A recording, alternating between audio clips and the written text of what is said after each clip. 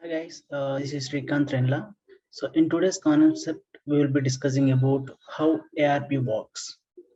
First of all, what is mean by ARP? Yes. So ARP stands for Address Resolution Protocol.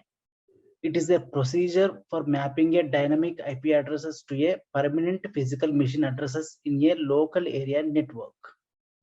The physical machine address is also known as MAC address. The job of ARP is essentially to translate 32-bit addresses to 48-bit addresses and vice versa.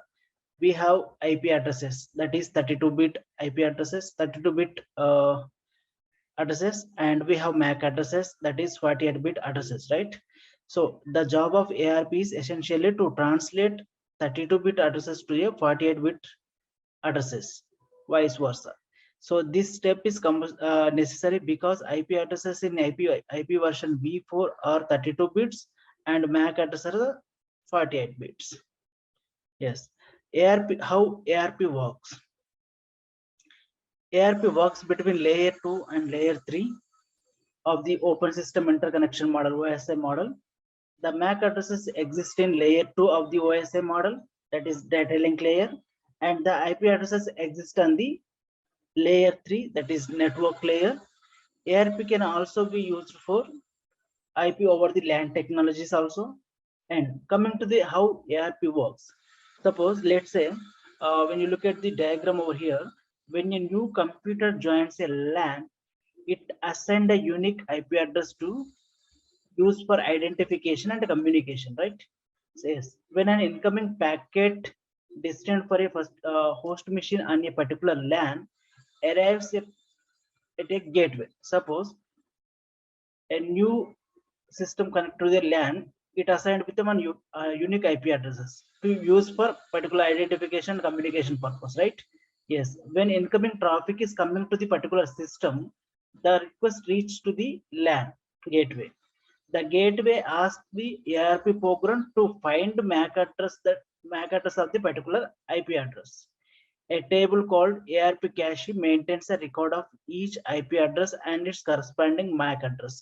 So when you look at the ARP table here, it is containing IP addresses associated with these MAC addresses, that is physical addresses.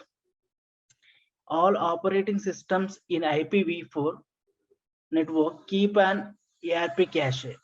Every time a host requests a MAC address in order to send a packet to another host in the LAN, it checks ARP cache to see if the IP to MAC address translation already exists or not. If it does, then a new ARP request is unnecessary, right? If the translation does not already exist, then the request for network address is sent and ARP is performed. ARP broadcasts a request packet to all the machines on the LAN. So when the request reaches to the gateway, the ARP broadcasts a request packet to all the machines in the LAN and asks if any of the machines are using the particular IP address. When a machine recognizes the IP address its own, it sends a reply to the ARP. Can update the cache in the future reference purpose for further communication.